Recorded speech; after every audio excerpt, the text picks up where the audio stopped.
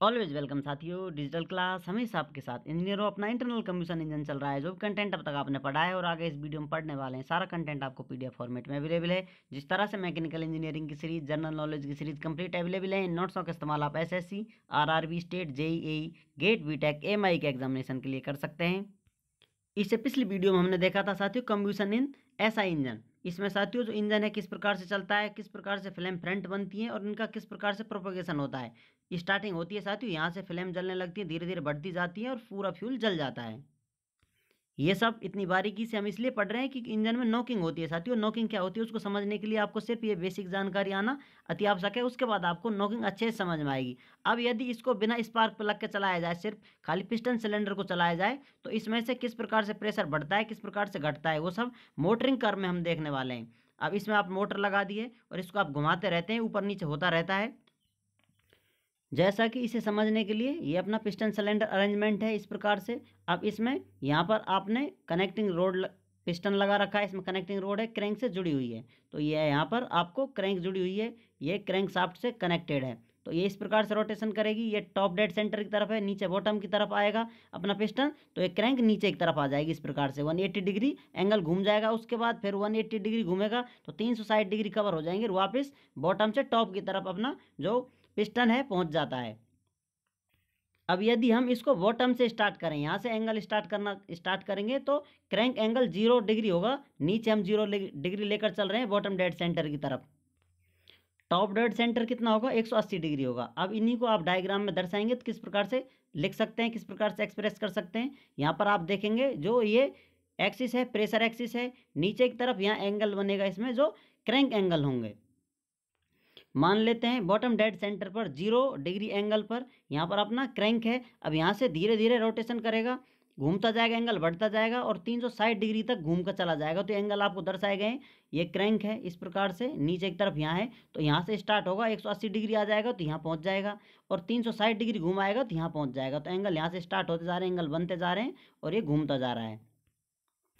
सिर्फ इसको खाली मोटर से ही घुमाया जाए तो किस प्रकार से इसमें वाल्व बंद कर दिए जाए तो प्रेशर बढ़ेगा, प्रेशर बढ़ता जाएगा 180 डिग्री पर। जब ये टॉप डेड सेंटर की तरफ चला जाएगा, जो अपना क्लियरेंस वॉल्यूम है उसमें प्रेशर मैक्सिमम देखने को मिलेगा। धीरे धीरे एक्सपेंशन होगा तो आपका प्रेशर फिर से कम हो जाएगा। इस प्रकार से इसको मोटरिंग कर्व के नाम से जाना जाता है।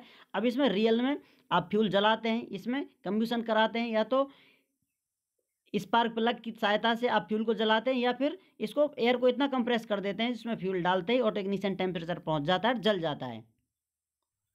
तो चलिए, आपने इंजन स्टार्ट कर दिया, क्रैंक आपकी रोटेशन करने लगी, एंगल बनने लगे, तो लगभग 160 डिग्री की तरफ आप स्पार्क दे देते हैं। स्पार्क कब देते हैं, वाल्व कब खुलते हैं, ये वाल्व टाइमिंग डायग्राम में आपने डिटेल में समझ लिया होगा। नहीं तो आपको रिकमेंडेशन है आप वापस जाएं, वहां से विद्या लेकर यहाँ पर वापस आएँ।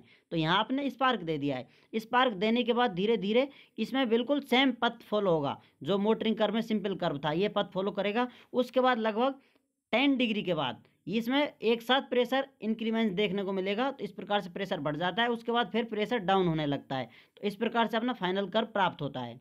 अब ऐसा क्यों हो रहा है, क्योंकि स्टार्टिंग में फ्यूल आपने जलाया एक साथ, तो फ्यूल जल नहीं जाएगा, धीरे धीरे पास वाले पार्टिकलों को जलाएगा, उसके बाद एक्सपेंशन होता जाएगा, फिर पूरा फ्यूल एक साथ जल जाएगा। जितना भी अंदर है, जितना वॉल्यूम कवर कर रखा है फ्यूल ने, या फिर जो पिस्टन सिलेंडर के अंदर सिलेंडर में फ्यूल है, सारा जल जाता है। तो एक साथ प्रेशर इंक्रीमेंट देखने को मिलता है और लगभग 187 डिग्री 187 डिग्री तक वापस उसी पाथ को फॉलो कर लेता है, मोटरिंग कर्व की तरफ टच कर जाता है। तो अब इसमें कुछ फेज होते हैं, इनमें आप नाम देख सकते हैं। जो स्टार्टिंग में आपने देखा था 160 से 170 degree, 160 to 170 degree preparatory phase है। यहाँ पर प्रिपरेशन चल रही है फ्यूल को जलाने की। धीरे धीरे फ्यूल जलना स्टार्ट हुआ है और धीरे धीरे जलकर इस प्रकार से प्रोपोगेशन होने लगा है।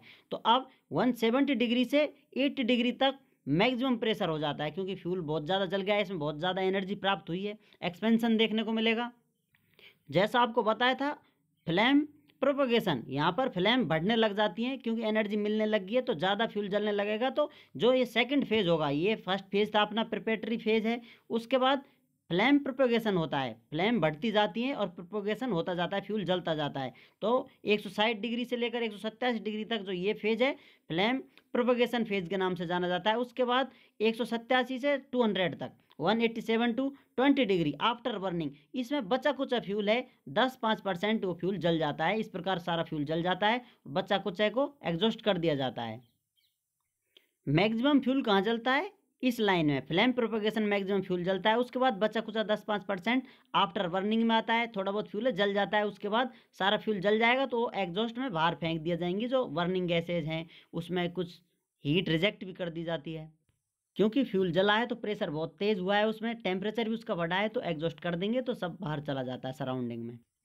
तो इस प्रकार इसे आप आसानी से समझ सकते हैं। वापस लेते हैं बॉटम डेड सेंटर से, आप ऊपर पिस्टन को धकेलते हैं, वॉल्यूम कंप्रेस होता जाता है, वॉल्यूम कंप्रेस होता जाएगा। एक लेवल पर आप स्पार्क दे देते हैं, धीरे धीरे फ्यूल जलने लगता है और एक साथ इस लेवल पर आकर 170 डिग्री पर फ्लेम प्रोपेगेशन होता है। एक साथ फ्यूल बहुत तेजी से जलने लगता है, प्रेशर बहुत तेज, ट्रेमेंडस प्रेशर इंक्रीमेंट देखने को मिलता है, बढ़ता जाता है। और उसके बाद धीरे धीरे आफ्टर बर्निंग होती है और वापस अपना ये कर्व हो जाता है, एक साइकिल कंप्लीट हो जाता है। ये सेम प्रोसेस बार बार रिपीट होता रहता है। इसी प्रकार फ्यूल जलता रहता है और इंजन चलता रहता है। ये अपना बॉटम डेड सेंटर है। पिस्टन सिलेंडर अरेंजमेंट आप देख सकते हैं, टॉप डेड सेंटर है तो पिस्टन बॉटम पर है, नीचे तो 0 डिग्री एंगल है। यहाँ से एंगल हम काउंट करते जा रहे हैं, वापस जाएगा 180 डिग्री यहाँ पहुँच जाता है। इससे वापस आने में 180 डिग्री कवर करता है, 360 डिग्री एंगल कवर हो जाते हैं। इस प्रकार से घूमता रहता है। किस टेम्परेचर पर, किस डिग्री पर आपको स्पार्क दे दिया जाएगा, किस प्रकार से क्या होता है, ये आपने वाल्व टाइमिंग डायग्राम में देख लिया है और आपको आसानी से समझ में आ गया है फ्यूल किस प्रकार से जलता है। फर्स्ट प्रोपेगेटरी फेज होता है, सेकंड फ्लेम प्रोपेगेशन फेज होता है, उसके बाद आफ्टर बर्निंग होती है, फिर एग्जॉस्ट कर दिया जाता है गैसों को। बार बार ये साइकिल रिपीट होता रहता है। उम्मीद करते हैं विद्वानों वीडियो में दी गई जानकारी आपको अच्छे से समझ में आई होगी। अभी भी आपका कोई कन्फ्यूजन है तो आप हमसे कमेंट कर पूछ सकते हैं। साथियों आप चाहें तो कॉन्टैक्ट कर सकते हैं, कॉन्टैक्ट लिंक आपको वीडियो डिस्क्रिप्शन में मिल जाएगी। वीडियो को अंत तक देखने के लिए, चैनल को सपोर्ट करने के लिए आपका दिल की गहराइयों से बहुत बहुत धन्यवाद। मिलते हैं नेक्स्ट वीडियो में। जय हिंद, वंदे मातरम।